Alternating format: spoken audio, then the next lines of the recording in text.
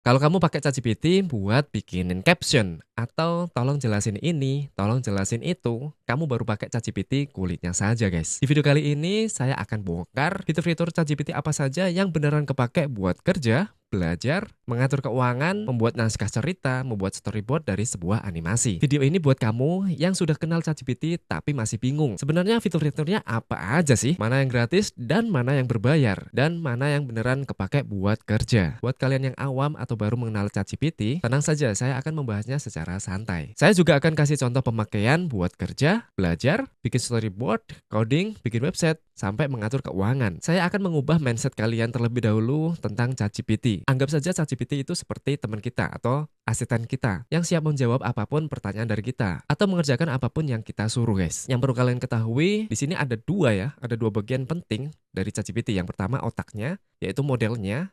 Yang kedua adalah alatnya atau tools. Nah, untuk otaknya sendiri ini adalah bagian yang membuat dia pintar menjawab pertanyaan yang kita ajukan. Lalu yang kedua, ini yang membuat dia bisa browsing, baca file, mengolah data, bikin gambar, bikin video, bikin game, bikin website, dan lain sebagainya. Makanya jangan heran kalau ada orang bilang ChatGPT kok bisa ini, bisa itu. Jawabannya karena dia bukan chatbot biasa, tapi dia adalah asisten serba bisa, pintar banget, bahkan melebihi orang yang kita kenal, guys. Sebelum kita lanjut atau lebih jauh tentang ChatGPT, langkah pertama yang perlu kita ketahui adalah interface atau antarmuka dari ChatGPT itu sendiri. Kalian buka browser kalian, lalu ketikkan chatgpt.com ya. Setelah itu tampilannya akan seperti ini. Ini adalah dashboard dari ChatGPT.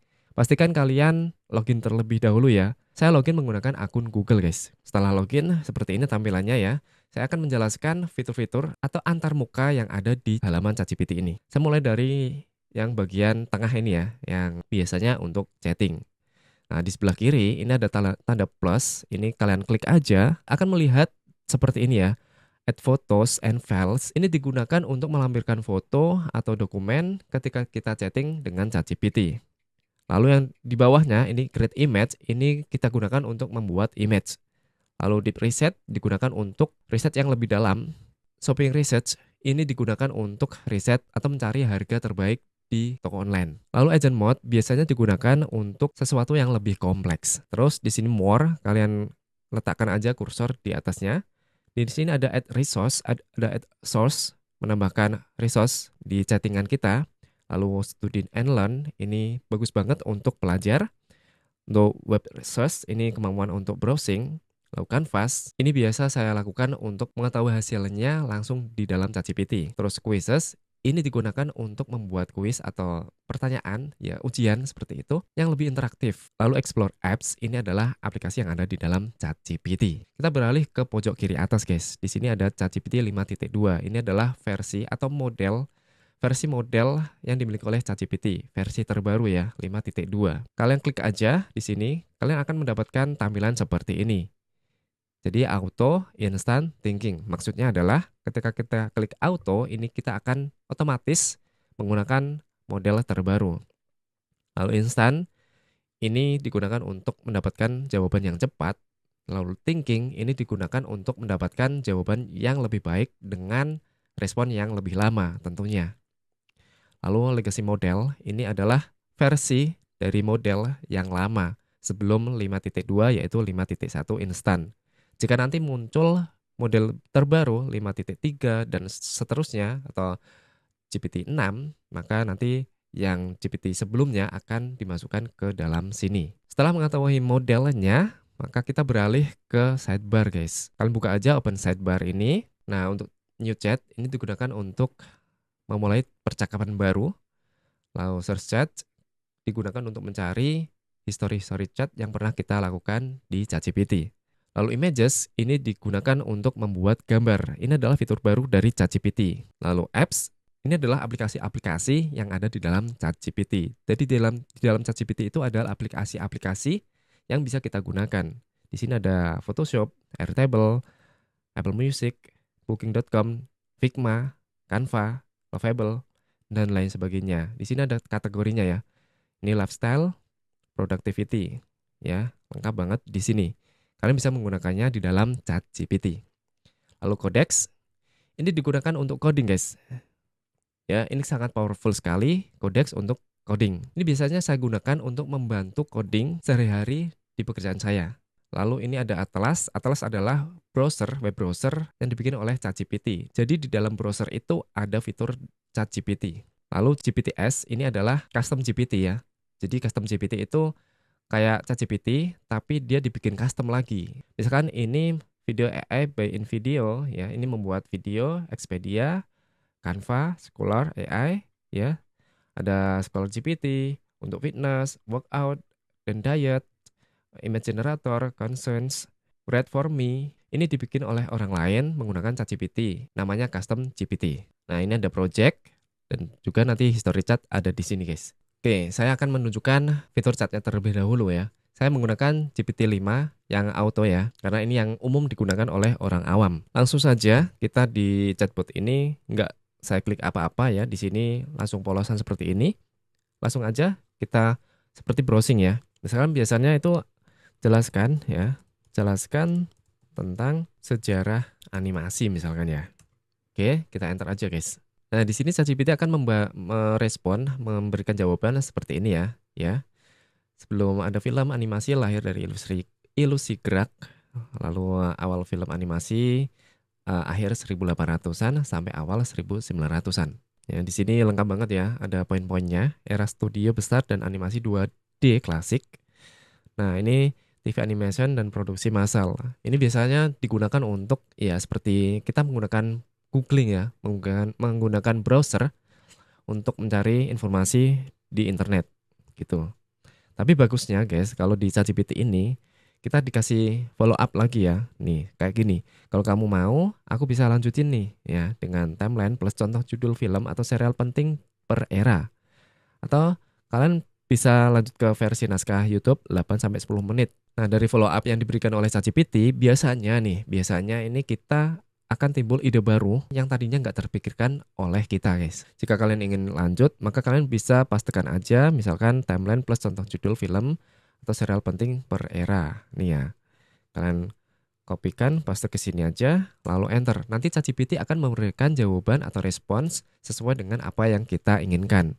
Ya, ini timeline sejarah animasi plus contoh film serial penting per era. Disusun runtut dan gampang dipakai buat bahan konten YouTube atau slide. Ini adalah per era pra-film guys, sebelum 1900-an. Animasi masih berupa ilustrasi gerak, belum film nih. Ya, seperti ini cara membuatnya, manual. Ciri utama nih, ada contoh penting. Nih, era film animasi awal 1900 sampai 1920-an. Nih, mulai direkam sebagai film. Seperti ini, era keemasan animasi 2D ya 1920 sampai 1950-an. Nih, di sini ada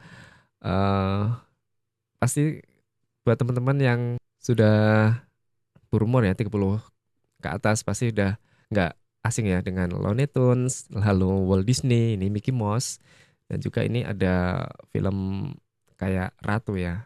Nah, ini bisa dibesarin ya. Ini ada Mickey Mouse, ini ada Putri Salju ya, sama kurcaci-kurcaci. Dan ini klasik banget guys ya. Jadi mengingatkan saya pada zaman dulu ya. Zaman dulu kartun di TV itu masih masih ini kartun-kartunnya nih ya. Terus kita ke bawah lagi. Nih, era animasi TV dan limited animation 1950-an sampai 1980-an. Wah, ini klasik banget guys ya, nostalgia banget ini. Nih, siapa yang pernah melihat nih film kartun ini? Komentar di bawah ya. Nih, film ini The Flintstones nih ya. Sekarang film-filmnya udah jarang diputar di TV. Nah, terus ada Scooby-Doo nih, Where Are You? Lalu ini ada apa ya, saya lupa ini. Dulu ini favorit juga ini. Lupa ya. Kalian kalau tahu film yang ini, kalau tulis di kolom komentar ya. Bantu saya untuk mengingatnya. Oh, ini ada namanya guys. Di bawahnya namanya Astro Boy ini. Astro Boy ternyata ini guys. Ya. Klasik banget nih. Ini ternyata pembuatannya di tahun 1990-an sampai 1980-an guys. Terus era digital dan kebangkitan 2D plus anime global. Nah, ini ada film favorit anak-anak ini. Nah, ini ada Lion King ya, The Lion King. Kalau ini jarang saya melihatnya, tapi saya sudah pernah melihatnya, cuma jarang saya tonton. Terus ini Akira. Asing kalau saya nih.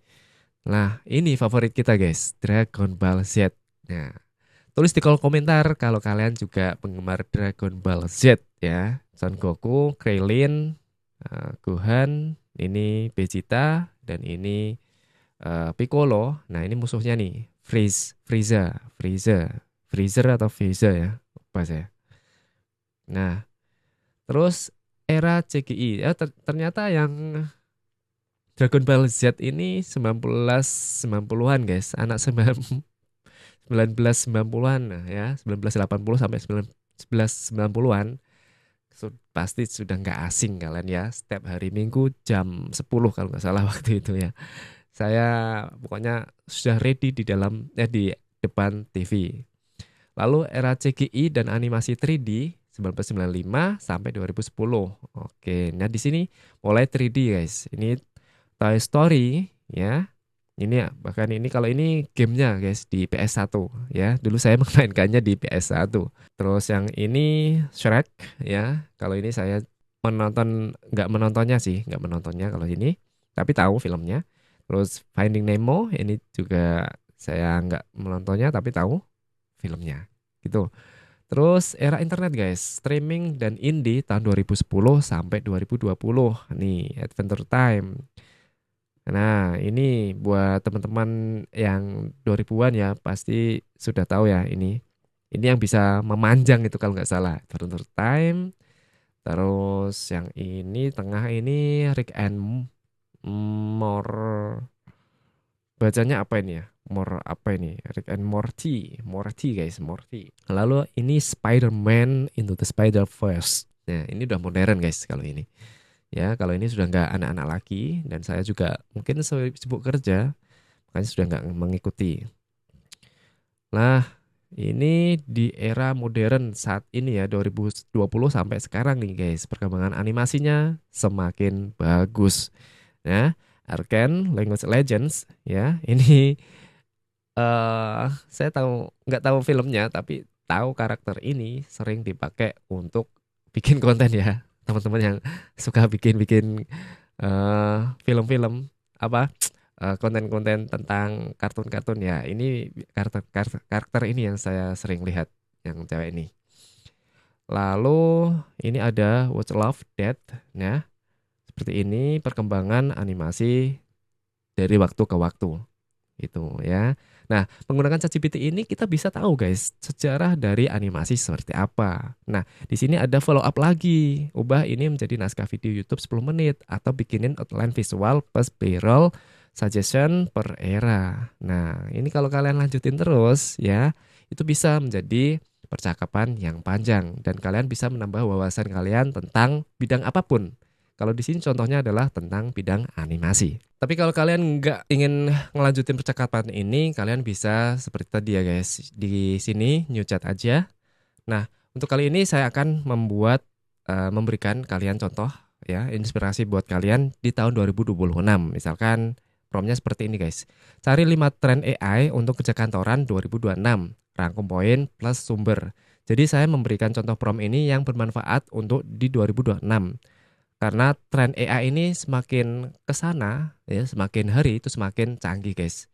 Buat kalian yang tidak bisa memanfaatkan AI, maka kalian akan tertinggal. Ya, kalian enter aja di sini. Ini jawaban yang diberikan oleh ChatGPT, guys. Ya, 5 tren ya. AI sebagai copilot dalam pekerjaan sehari-hari. AI akan semakin menjadi rekan kerja, ya, dan lain sebagainya. Ini ada dampaknya juga, guys. Peningkatan efisiensi kerja dan waktu tersisa untuk kreativitas atau problematika tinggi, ya. Lalu yang kedua ini penggunaan AI skala perusahaan yang lebih matang. Terus ya saya bacakan poin-poinnya saja ya karena fokus saya adalah di sini penggunaan dari ChatGPT. Yang tiga ini fokus pada etika, keamanan dan kedaulatan data. Yang keempat pergeseran tugas ya. Kelima kolaborasi human AI sebagai model kerja dasar. Nah, intinya ChatGPT ini bisa kita gunakan untuk mencari sesuatu atau bisa kita gunakan untuk merancang planning apa yang harus kita lakukan di masa-masa yang akan datang. Ya, ini antisipasi ya. Nah, seperti ini guys. Ya. Nih ada ringkasannya juga nih. Terus kita seperti biasa dikasih follow up ya. Nah, Kalau kamu mau, aku bisa bikin versi infografis ringkas atau versi fokus untuk skill karir 2026 biar siap menghadapi perubahan tren ini. Coba ya, coba infografis ringkas. Ini di copy aja, paste ke sini guys. Gak apa-apa, ini saya tunjukkan supaya teman-teman juga bisa tahu ya. Nanti di 2026 itu kalian harus seperti apa untuk bersaing di dunia kerja dan skill apa yang harus dimiliki. Nah, ini 5 tren AI untuk kerja kantoran nih 2026, guys. Jadi untuk teman-teman yang ingin cari kerja di 2026, ya ini nggak wajib ya, tapi ini bisa menjadi panduan kita untuk mencari pekerjaan di tahun 2026. Ya, misalkan AI Copilot di meja kerja. Ya, kalian cari tahu tuh AI Copilot itu apa, gitu kan? AI jadi asisten pribadi nih, misalkan merangkum email dan meeting, bikin laporan dari preferensi, presentasi, bantu nulis dokumen. Nah, contohnya ChatGPT, Gemini, Copilot, dan lain sebagainya nih ya. Nah, AI agent kerja otomat sendiri. Nah, kalian bisa cari tahu AI agent itu apa, AI Copilot itu apa. Kalau kalian bingung, kalian bisa tanyakan ChatGPT, apa itu AI agent, apa itu AI Copilot.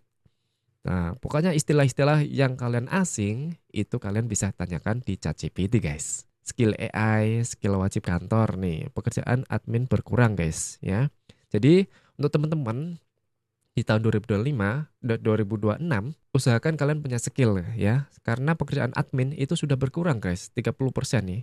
Ya, ini berdasarkan data, guys. Kurang lebih 30% tugas rutin digantikan AI, kayak entry data, rekap laporan, jadwal dan dokumentasi. Nah, jadi yang naik itu analisis, kreativitas, decision making ya.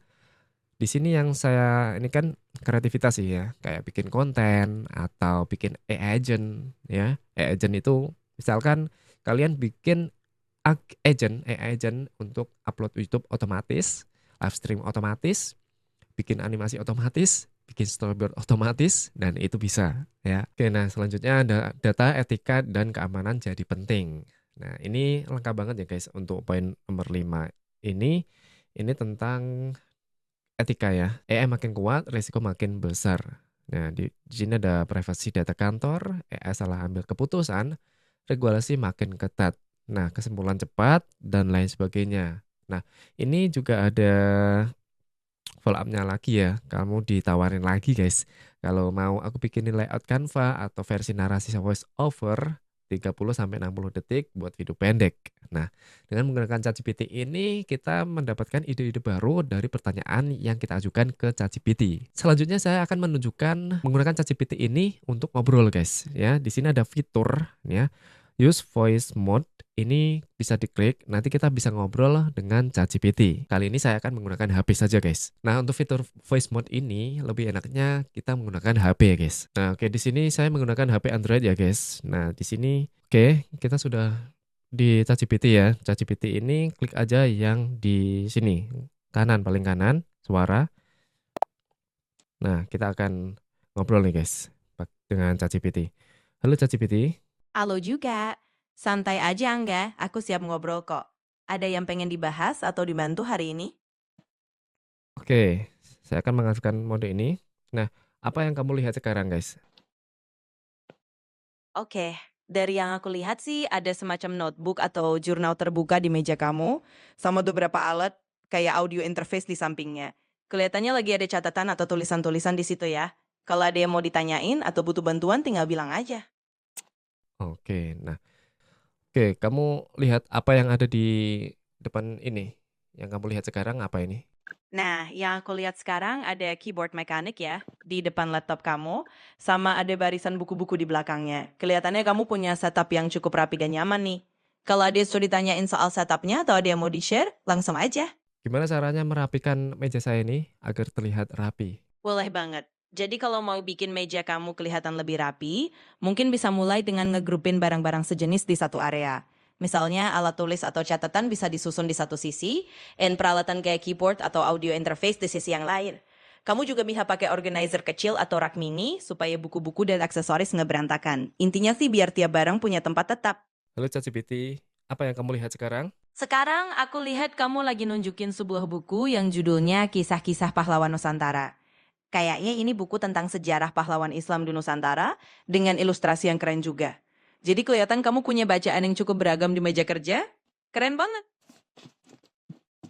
Nah, oke, sekarang ini apa yang kamu lihat? Oke, sekarang aku lihat kamu lagi nunjukin bagian belakang dari buku itu. Jadi kelihatan ada deskripsi singkat tentang isi buku, mungkin semacam blurb atau ringkasan ceritanya. Dari sini kelihatan buku ini memang bahas pahlawan-pahlawan Nusantara dengan latar sejarah dan budaya yang beragam.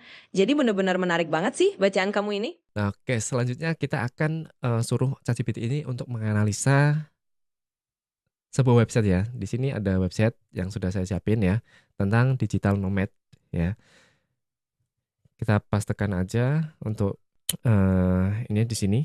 Kita suruh ChatGPT ini untuk menjelaskan website ini tentang apa. Jelaskan isi website ini tentang apa. Di enter aja guys ya. Nah, cepet banget guys hasilnya. Jadi kita tanpa harus membaca keseluruhan. Jadi intinya isi halaman itu adalah nih menyajikan daftar negara atau kota yang paling cocok sebagai tempat tinggal dan kerja bagi digital nomads berdasarkan pengalaman penulis perjalanan ya. Nah, gaya bahasanya bersifat panduan perjalanan travel guide. Ditulis penjelajah atau nomad yang berbagi rekomendasi tempat tinggal dan bekerja jauh dari rumah. Nah, ini biasanya fitur-fitur ini saya gunakan untuk menganalisa jika kalian malas membaca keseluruhan dari si website yang panjang, kalian masukkan aja nama domainnya atau URL-nya ke dalam ChatGPT. Maka nanti ChatGPT akan merangkumnya untuk kita. Gitu enak guys. Lalu kalau kita malas untuk ngetik, kalian bisa juga memasukkan prompt atau perintah kalian di ChatGPT menggunakan suara. Ini caranya. Kalian klik aja yang di sini ya. Di tag ini diklik aja. Berikan saya artikel tentang bagaimana cara membuat animasi yang baik dan benar. Nah, setelah itu dia akan memproses. Nah, dia akan menerjemahkan ucapan kita ke dalam teks. Baru kita enter aja di sini. Ya, berikan saya artikel tentang bagaimana cara membuat animasi yang baik dan benar. Kita tunggu ya. Ini sudah mendapatkan hasilnya ya, artikel rujukan yang bagus. Nih, The Principles of Animation. Kita dikasih referensi guys. Ini sampai ke bawah dia masih memberikan respons. Kita sambil membaca sedikit-sedikit ya artikel tujukan yang bagus ini tadi. Terus 12 tutorial Principle of Animation. Nih, 3 timing and spacing tutorial. Ini referensinya. Lalu ini ringkasan cara bikin animasi yang baik dan benar guys. Mulai dari cerita dan tujuan. Nah, pegang 12 prinsip animasi ya, ada 12 prinsip berdasarkan referensi yang diberikan oleh ChatGPT, lalu kuasai timing plus spacing, workflow yang benar biar nggak berantakan. Yang 5 latihan yang paling mengena. Nah di sini ChatGPT itu lebih dari sekedar teman, dia itu lebih dari sekedar asisten guys. Jadi dia itu tahu apa aja sesuai bidang kita. Kalian mau tanya tentang keuangan, pertanian, atau kelautan, perikanan, ya atau coding, membuat website, membuat animasi, dia tahu. Nah, oke guys, kurang lebih seperti itu fitur-fitur yang ada di ChatGPT. Semoga video ini bermanfaat buat kalian, terutama buat teman-teman yang ingin belajar mulai dasar menggunakan ChatGPT. Karena saya paham tidak semua orang yang mengikuti video saya atau channel saya ini sudah tahu apa itu ChatGPT. Atau bahkan buat kalian yang baru mengenal AI atau mengenal ChatGPT, masih bingung bagaimana cara menggunakan tools-tools tersebut. Jika kalian suka video ini, silahkan like dan share video ini ke teman-teman kalian yang juga ingin belajar menggunakan ChatGPT. Dukung terus channel ini dengan cara subscribe dan bunyikan loncengnya agar kalian mendapatkan notifikasi setiap kali saya mengupload video-video yang bermanfaat seperti ini. Dan pada video-video berikutnya, saya akan lebih detail lagi membahas ChatGPT, Gemini, Cloud, Perplexity, dan AI-AI yang lainnya untuk keperluan pekerjaan, belajar, membuat animasi, membuat konten yang bisa memudahkan pekerjaan kalian sehari-hari. Sampai jumpa di video berikutnya.